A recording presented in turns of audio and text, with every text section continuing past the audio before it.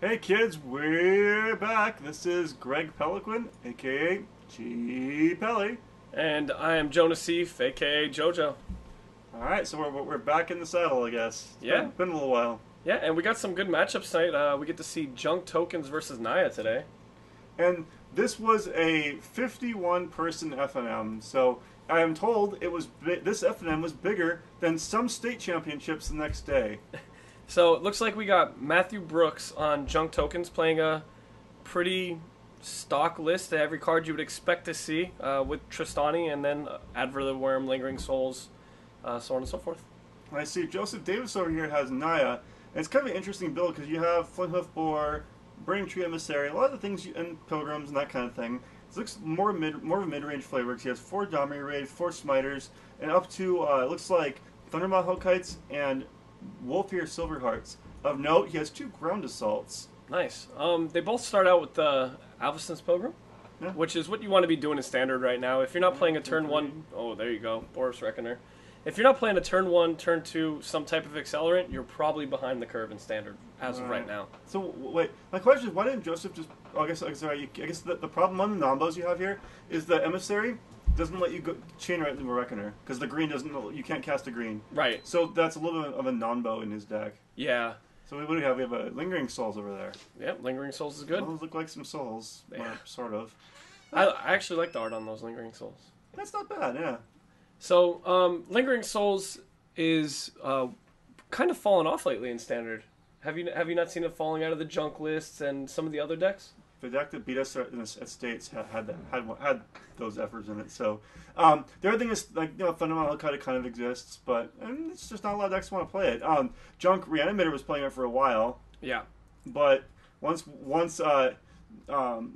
BBD showed us the way with Acidic Slime, there's no turning back. Yeah.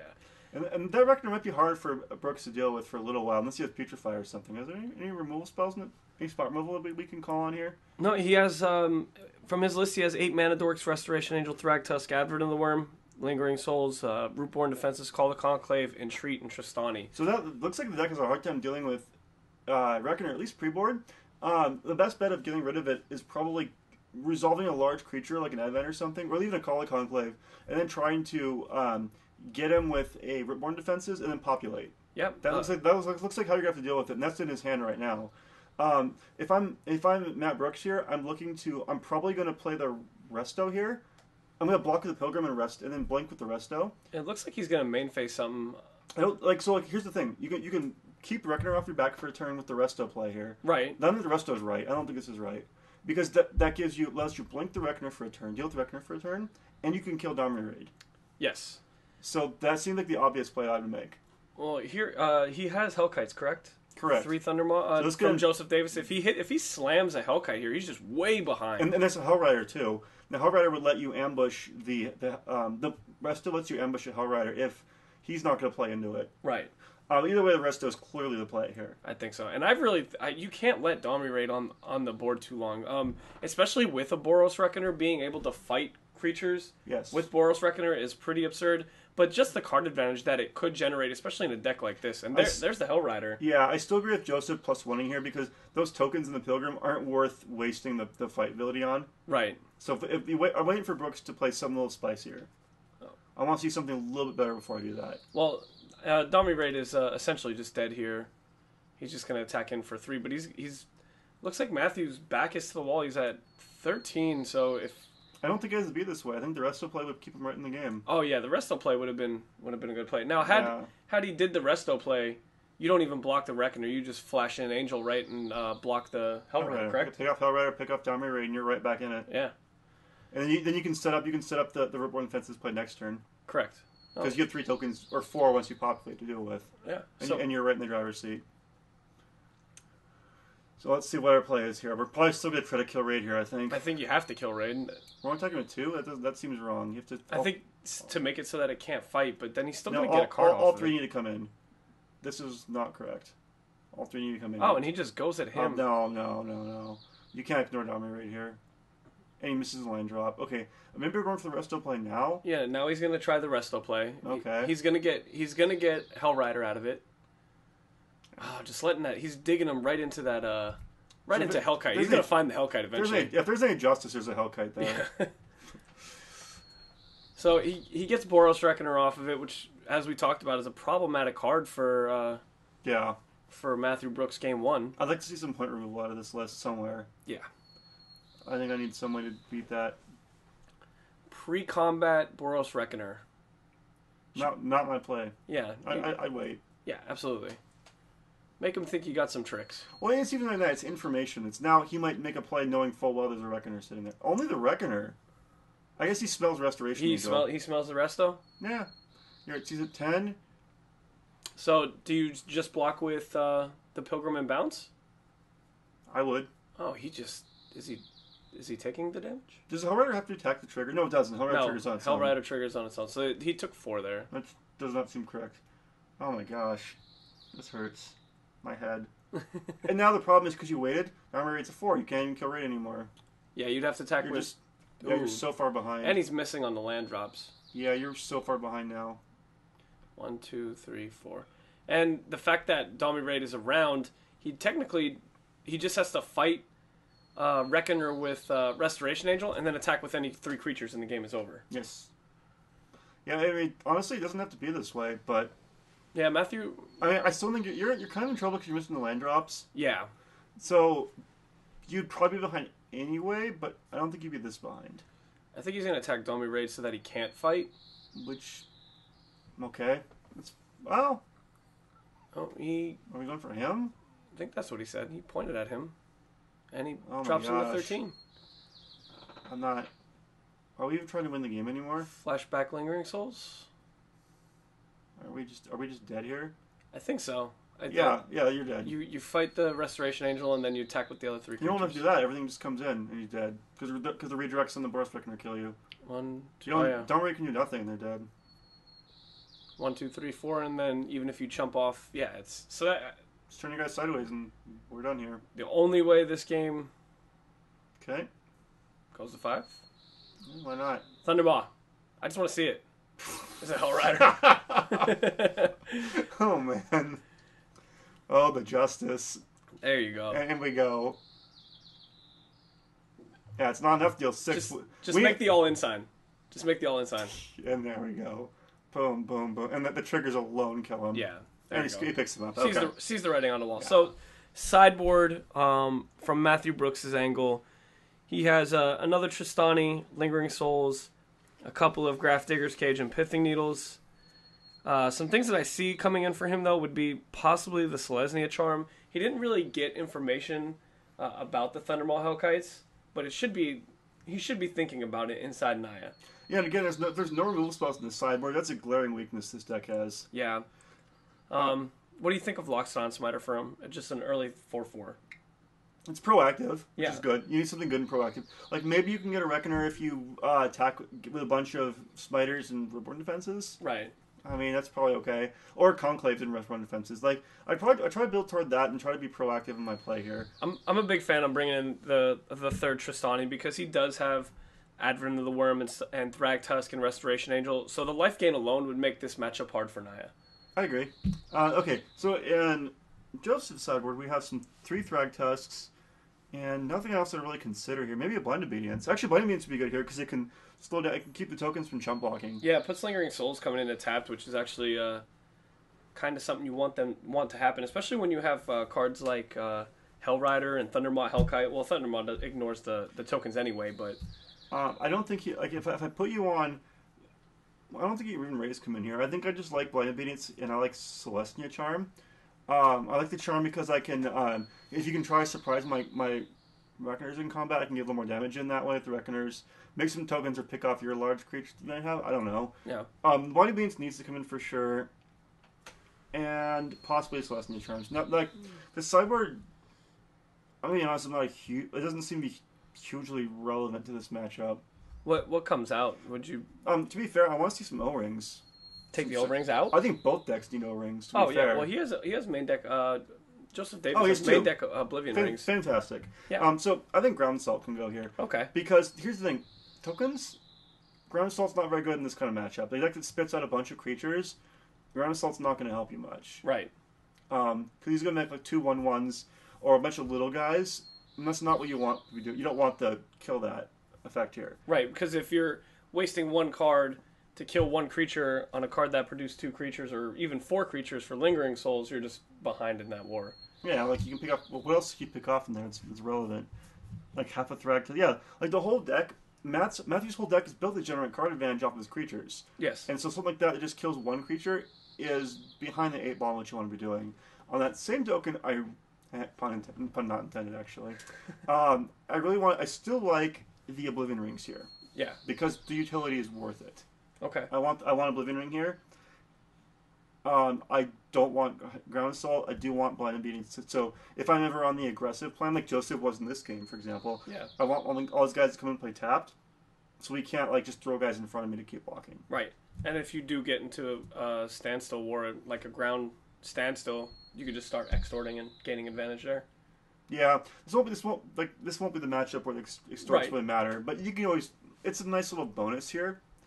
Blind Obedience can be played in control matchups, and that where the extort really matters because you can grind out small advantages over a long game. You're not going to do that here because Hellrider is going to ensure that these games aren't going to go long. One card I want to talk about before they get started is Entreat the Angels. I played against Matthew this night, and I forgot Entreat the Angels was even a card until he revealed it and just made 4 tokens on turn 4 for no reason. It just for no reason. For no reason whatsoever. He has a bunch of 4/4 flyers. Well, because he miracled it. That sounds like a reason. It's a pretty good reason, but that card is so powerful. It just. Only if you miracle it, though, right? Oh, well, I guess he's got Forever Elf for Pilgrim and some Farseek. So actually, he's built to take advantage of it. Yeah. I don't like. He has a lot of acceleration and then Call the Conclave. It looks like it looks a little bit schizophrenic what it's trying to do. Right. A little bit here. I like a more aggressive shell or a more long game shell to use the accelerators and the entreats, but not both. If that makes sense. Correct. I got you. Yeah. So here we go.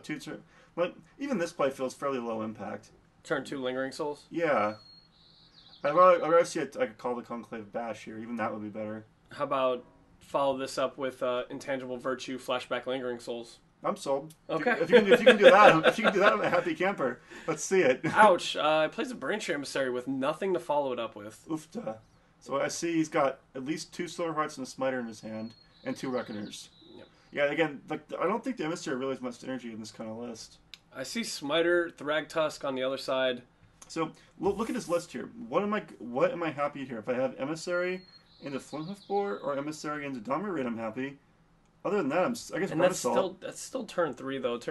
It's not what this list wants. This looks like Naya mid range. Yeah. I think Emissary is a lot out of place in this list. Is he playing Farseeks? No. I would probably just replace the. And this is just me. Oh wow, he misses land drop top decks and Emissary. Yeah, that's really bad. Yeah.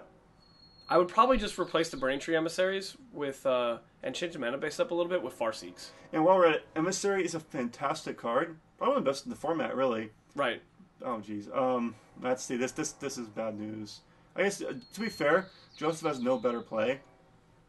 And here, this must be a Thrag Tusk. Yeah, it's a Thrag Tusk. Yeah. And this is probably over. Oh yeah, especially if he misses a land drop here, or it's. I pick it up if I'm Joseph. If I miss here. Yeah, just don't give any more information on your sideboard plan. Yeah, just be done with it. Well, is that a land? No, you can pack it in here. Yeah. Yeah. Especially when your hand is just a bunch of 5 casting cost spells and they're double green. There's a Wolf or a Silverheart. And again, my critique earlier of the Emissary being out of place in this, and relatively few accelerants is coming to play here. You're seeing it. This is the downside of playing this kind of list. Yeah. Why not just crush with the team there? Well, unless you got at least you got to cast something here. I think I just Township here. I just Township. I would have Township there just to get max damage in. And that means the Elroth comes in too. So he'd be at 5. And he's just dead anyway. Yeah, okay. There you go. All right, either way. Bounce. Get a 3/3. And you can pack it in. 6, 7, 8, 9. Just Township and you win the game. And there's Druid's Deliverance in his hand. That's what that is, right? Yeah, that's Druid's Deliverance. He brought it in. Okay. That's the Fog Populate, correct? Or is that just prevent all combat damage? To you. Populate, yeah. Okay. I'm okay with that. Because he's got Hellrider and he's got bunch of that seems fine actually. Is it all combat damage? It's all So would it wouldn't prevent the Hellrider triggers, would it? No, but it lets you set up favorable blocks. Yeah. Like, I think Matthew's saying, okay, this is a matchup where where it's going to come down to racing. Okay. And if I'm racing, being able to fog and then make like a 3-3 or a 5-5 or what have you, that'll win the race for me. Yeah, that should win the race. I mean, I should point out, he's essentially boarding in fog. Yeah. But that fog just happens to give you another 3-3 most of the time. Yes. Yeah. And even fog has its place in this matchup. And in this format, I mean, I've seen fog. Well, Turbo Fog was a blip on the radar for a little while. Yeah. Travis Wu made it popular in the Omnidor deck. It's true. Mad genius, Travis Wu. Yeah, talk about some Wu brews. He does put out some crazy ones. So we're from Seattle, and so is Travis, and we watch him I've seen him at events. He has quite a following. Yeah. He does his thing. Despite the fact he makes crazy decks all the time, I can tell you he's a really, really, really, really good player too. I just want to go. I mean, not to take away from this, but do you know he walked up to a kid that was 11 years old and handed him a full copy of Living End at the end of GP Portland and said, keep playing. Pass the torch, huh? Yeah, that's pretty awesome. That is, yeah. So, I really just want to see, back to our match, I just want to see a miracle entreat.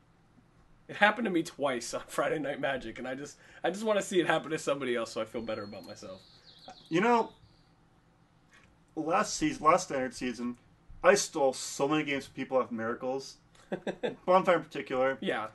But it's really hard for me to get angry about getting miracle out of a match now, because I've done it so much. Yeah, I mean, I just lose the right to be angry at somebody. After a while, after playing so much standard, you realize that it's just another mechanic in standard. That's all it is. It's lopsided and kind of dumb sometimes, but you have to accept it for what it is. I mean, like, you live by the sword, die by the sword. Right. All right, so we got Joseph on the play now. Oh, I see 2 Advent of the Worms and a couple Mana Dorks in Matthew's hand. I see the BTE over there. Oh no! Hopefully he puts it into Flint before this time. Yeah, he's pulling his hand in clubs. Looks like he's thinking about throwing this back. Yeah, he doesn't look happy. Just in his body language, doesn't look happy. Oh, but he keeps it. We're running out there. Okay. There's a dork. This might not have been a particularly easy keep. That's what I'm thinking. I think I see a stomping ground down there. Is that what that is? Yes. Okay. On the far left side there. Yeah. So if he, that's Foundry. Boom, boom. Why not Burning Tree Emissary into that? I'm confused. I don't know. I'm confused. Yeah, you have the Emissary. That's what it's in your deck for. Put a 2/2 out there. Yeah. I mean, you even get to follow up with fighting, his Arbor Elf just in case he would have missed a land drop. Just something to do it. But I don't know if I want to play an Arbor Elf. I would fight his Arbor Elf there. I'd kill Arbor Elf in a heartbeat. Well, because now we're dealing with. Now he's just really going. Lingering Souls. Oh, Smiter. So, I guess you would kept the Smiter at bay. Yeah. I guess your play does have some merit. Well, Reddit, I played Arbor Elf all day. For 2 days, I don't think I ever did the tap on tap thing. I just pointed at it and said, "Here you go." And yeah, boom. Tap. Yeah. But I did play against Matthew, like I said, and he does do that every time. It's not wrong. It's no, fine. It's good communication. Yeah, it's correct. Because every so often, every time you played in a junk mirror match, that should not come into play untapped. You're correct. That should not come into play untapped. That is absolutely right. And next, no player noticed that, and it winds up being functionally relevant, possibly. Yeah, it's irrelevant. Okay, it's irrelevant. Yeah, it's still. Pay attention to it. It's honestly, it's really easy to miss those things because you're so concentrated on your own lines. How often do players cast spells or do abilities without the ability to do so? Like, how many times have you seen someone in a junk mirror match try to tap an Arbor Elf only to realize they don't have a forest? Yeah, they just have Sun Petal Grove out there or something. Yeah, you carefully acidic slimed all their forests, and they try to attack something anyway. Look, trust me, kids, this is an art. So the Smiter bashes in. That Smiter is still doing its thing. Yeah, it sounds like a... Why wasn't that Smiter attacking Dominated? I'm not sure. Oh, again, it comes into play untapped. That's 2 in a row? We know there's a Silverheart. I think it's just Silverheart Silverheart fight? Suit up the Emissary, fight, bash, right? Yeah. And you're so far ahead at that point. Okay, I think they just corrected it. Yeah, I think he just tapped it. Okay. Yeah, okay. Can we that? Yeah, either way, that should have been the Foundry there.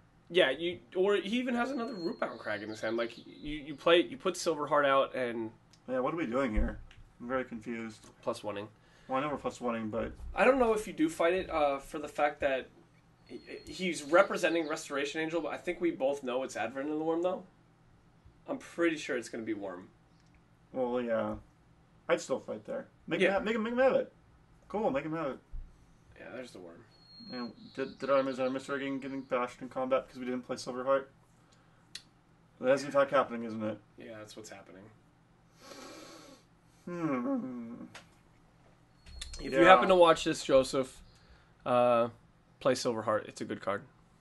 Well, here he's playing it, but it needs to be played here. Yeah, I mean, like, put it into play. I would easily take 2 from the Shock Land anyway, even if I misplayed the land this room before and still run that out there. Oh, yeah. You're in the driver's seat, and he's not going to get to that 8-8 without significant losses. Right. Now you're way behind, and now your Dummy Raid is probably... You're going to have to make some bad blocks or Dummy Raid's dead. And something Joseph might not know, but we have the access to the information is Matthew has no spot removal, so an 8-8 and a 6-6 just sitting on the field is really bad for him. It's absolutely unbeatable. Yeah. Especially when he has Dummy Raid out. Yeah. I'd like to throw a shout out to our IT tech, Chris Cowan, for putting those arrows in there, letting us know which way those guys were going. I'm confused why he's not going all in on Domri here. I guess that's actually not a bad play. I don't hate it. It's not what I would do. I go all in on Domri here and just get the thing off the board. But I don't hate that play. Well, he feels that it doesn't have the ability to fight now. What I would do though if I was Joseph is block with the Pilgrim and keep the Domri up. Well, it has trample. Oh, yeah, the worm has trample. Oh, does it? Yes. Oh, yeah, okay, never mind then, you're right. That's easy to forget with Advent of the Worm. Yes. I'm just making excuses for myself. I think it's also just a mono green creature, is that correct? Yes. Okay. So renounce the guild doesn't blow it up, that kind of thing. Yeah. Boom, now here's our Silverheart. A little behind schedule, but he's here. And Hulk Hogan has entered the ring. And yep, there's a parrot out. There's a parrot. But now we're playing defensive. Yeah. This can get ugly though if he has a Reborn Defenses or something like that. Yeah, if he has Reborn Defenses, he still just smashes in, pushes through some damage. Somewhat ironically, Reborn Defenses can be used offensively too. Yeah. Like, okay, so all 3 guys on, where? Domri or him, if you have a Reborn Defenses here? I don't even feel like it's a favorable attack, but if I had to... you know what I do? I think I just hold it until... Because he's probably going to try to fight eventually. Or I do another thing. I'd say... I think I could consider it, say, go and let him make the bad attack. Right, exactly. And what are we doing instead here? Tristani. Oh, boy. Oh, boy. Tristani's pretty good.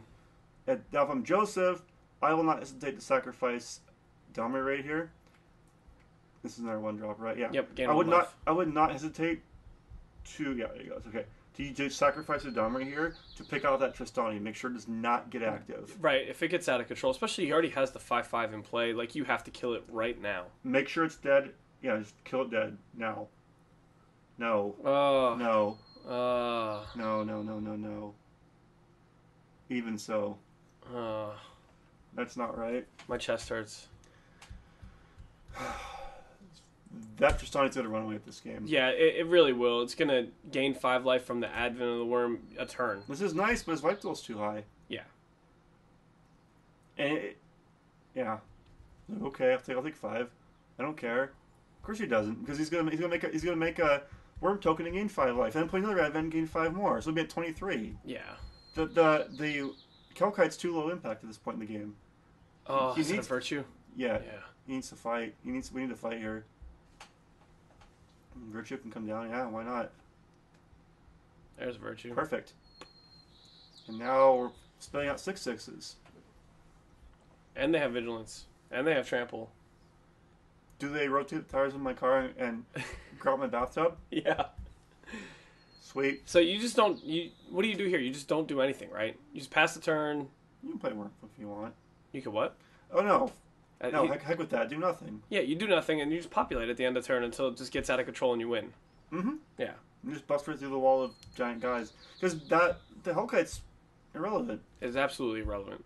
Yeah, you're way ahead now. You're gaining 1 life a turn just by populating. Don't do it right now. Okay, so you did it right now. I don't... Well, I guess if you're worried about him, like, Celestia Charming a token in response or something. I guess. And this Celestia Charm's in the sideboard. It is in the sideboard. You know, I don't hate that play. It's okay. There's one card, theoretically, they could blow you out. So sure. And it's a word, if all I get... Like, I guess at this point you've told Joseph, okay, I don't have... Oh, he's coming... Wait, what? Why are we talking with... What are we talking with? Oh. Yeah. Like, of course. Yeah.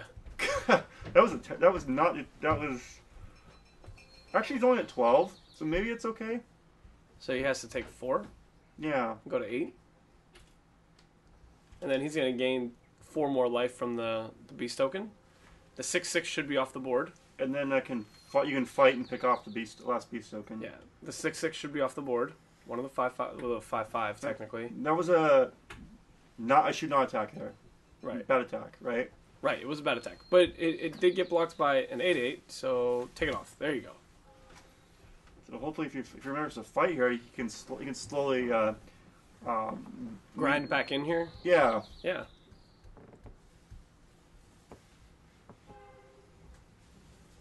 He can protect his... He can protect the Domi raid, so if he does fight it, the Tristani, he absolutely could stay in this game. Yeah, I would have sacked it last turn, but even so, there's an argument for doing this. Maybe now that he noticed that he could populate every turn, he's gonna... Okay, never mind. He's just... Does Tristani only have 1 mode? Tristani? Not Tristani, sorry, Domi raid. Does Domi just have the 1 mode of +1? Yeah, that's... do we forget that it fights too? Have we fought with it at all this match? No, he has not. Yeah, like there's There's a boar. It's a body. It's a dude. Kind of. I'd also like to point out that he did miss his 3rd land drop and has drawn a land every turn since, I think. And we didn't attack, didn't kill the beast token. We gained no headway from that. No. He's just going to make more 6/6s, gain 6 life. I feel like Joseph Davis is the Alamo right now. He's building up his fortress of defenses, but it's just going to overrun. Yeah. Because Matthew's deck is designed to do this. This is so terrible now. Now he's up to 29. It's just snowballing out of control. And again, not killing that token was just catastrophic. Yeah, I don't... So would you have killed the token, or would you have just killed Tristani himself? Well, honestly... I would have killed Tristani. Yeah. Because he has a 3/3 token as well. Well... Yeah. Well, I should have killed it. You should have killed it when it was at 2. Yeah. Long time ago, it should have been dead. Right. And then it just has 1 token, which is far less bad. Are we using these 6s now to keep track of how much life we're gaining? Yeah, he has 33 life there. Mm-hmm, indeed. So there's no favorable attacks here. His diamond shoes hurt his feet. Oh, hi, Evan. Should just be passing the turn. Alright. Do you think he -2s here? For the first time in the match. Should he? Not should he. Do you think he will? Over under, he -2s. I could take the under, he +1s. Yeah. Snaps off that +1. I win! Yes! Oh, no creature on top. Does he play Angel Serenity? The answer is no. That would be my only thought on why you're +1ing. I don't... Are we building toward the ultimate somewhere? Maybe, but you have to realize that you're at 8 life, and the inevitability of him just making 6/6s every turn, gaining 6 life, is going to be irrelevant. That doesn't... No, what? No! So you try to flash it back, he purifies in response. No, it does not work. That does not work. Absolutely not. Neither of you should... I don't have to talk to both these players. Neither of that should have happened. Okay.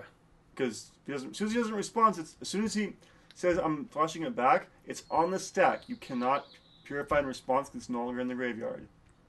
And that is Judge's Corner with Greg Peloquin. Angry Judge G. Pelly. No, I'm not angry. But that shouldn't happen. Yeah. See, this is another nice thing about watching these matches on camera is you guys see things that if I were a judge watching this, I would have cracked the whip. But actually, to be honest, it's a good teaching material. It's a good teaching tool too. Yeah, absolutely. And to anyone who's never watched one of the matches on camera, you should do it because, damn it, so the shades. No, but seriously, it's a good learning material, or it's a good learning aid because you'll see mistakes you didn't think you were making. Right, absolutely. I watch all my matches and Why are we wearing sunglasses inside? All right, so.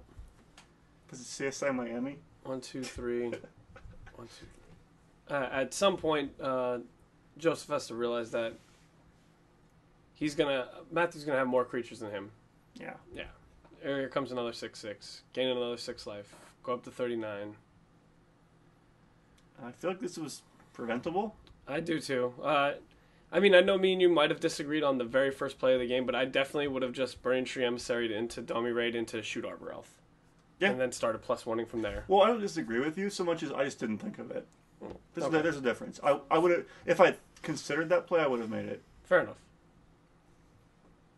I thought, like, to me, that's just living the dream. I played Naya for a while, and that's just what I wanted to be doing was... Slow down. Yeah. Yeah, no emissary for you. Yeah, turn 2 Stone Rain. That's essentially how I feel about killing Arbor Elves and Pilgrims. And when you're playing Junk Reanimator and you play Garrick Relentless, how fast do you want to get that stupid one drop off the board? Oh, right? yeah, absolutely, every time. I want to win the slime race. I want to slime you before you slime me. Yeah. Because actually, one of my games against the Mirror, he showed me a hand of 3 acidic slimes he never got a cast. So there goes the Lingering Souls. And we're gaining 4 here? Yeah. Why not, right? Why not? Hey, do you think he's going to flashback Purify from the grave in response to him casting it again? Oh, please no. Can we forget about flashback once? Let's see if that happens. Well, Matthew tapped the black mana to do it, to cast the non-flashback side. So clearly our plan here is to populate, but we have 2 pilgrims and then 3 mana, so we can't flashback and populate. Right. So I wouldn't have tapped the black mana there. Okay. Because I want to build flashback also. Didn't he just cast Lingering Souls? He can't attack with all of them? Yeah, okay, not those 2. There you go. So what's coming in here? It looks like everything that's a token is coming in, and then locks it on Smiter. Let's do the math. 1, 2, 3. Oh, okay. So 1, 2, 3, 4, 5. Oh, is everything coming in? There's our IT tech. Attack for 30. 18, 22, 24, 25, 26. Yeah, and the beast token. So yeah. We have 5 blockers, and we have 1, 2, 3, 4, 5, 6, 7. Okay, so those will trade off. Well, not trade off. Well, yeah, they're going to trade off because the 4/4 will lose. The Wolfrill Silverheart will lose its +4/+4. Correct? Yeah. Okay. Okay, this tech seems okay because we're going to get what are we going to get? 4 life out of him. Yeah. Taking down the 4, pick off some things. Seems fine to me. I would like flashing. I like to flash back the Lingering Souls here though, and populate. If he blocks like that, he's dead. That's 2, 4. That's 8. Because it's 4 in the air, and that's a 4/4. That should be 8 if that's how he's blocking. Yeah, so we are using Purify to pick off the flashback. So we're rearranging deck chairs in the Titanic, essentially. I don't understand. He's dead? You sure okay? 6/6. Yeah. Yeah. Did the Pilgrim block the beast token first? The Pilgrim, I think, is on stack blocking Trample guy. One of the 6/6 swarms. Oh, okay. Along with Thundermaw Hellkite. Okay, so they're trying to figure out trample damage, which there's 0 trample damage. So the beast and the 2 token and the 2 souls just kill him. Exactly. I don't know why they're trying to figure out trample damage. Okay. And we're doing what now? In response, are we populating? Populate. Make a 6/6. Don't hate populate. Go to 47. Okay. Yeah. And then you die. That should be the next words out of his mouth. Damage resolves. You're dead. They have to count. They have to use their toes to count the damage first. Sometimes I do. Okay, Silverheart's dead. Well, wait. You can't count past 5. I can't. Ah. Okay. So how much damage did he take? I'm very confused. And the Silverheart should also be dead. If for some reason he did live through this attack, the Silverheart should be dead. What did block? A 6/6? Yeah. So what? Silver has. Oh, because the soul bond doesn't loses exist the anymore. 4/4. Yeah. Yeah, soul doesn't exist, and he has 6 damage on him. 1, 2, 3, 4, 5, 6, 7, 8. See basic action to say you are dead. Okay, there we go. Woo! Okay. We got it. The handshake. All right. All right. Well, congratulations to Matt, who like I said, I played later on. I really like his deck. He just needs a little bit of spot removal, a little bit of retuning, and yeah. If you don't want in the main, at least small rings or something on the board, just so you can pick off problem permanents. Because there are some things that just run away with the game, and like, how do you ever beat an invisible stalker? Right. Like a visible stalker pantsed up can put you away pretty quickly. Yeah. So you got to get some things to get rid of the things on the pants. I think he's explaining to him like, oh, when this. Hey, look, random hand. Yeah. All right. Super hand attack. All right. Well, gotta hand it to him. That's it for Junk Tokens and Naya. Thanks for watching, and we'll see you next time. Hmm? Yeah. Yeah. Thought we were gonna keep.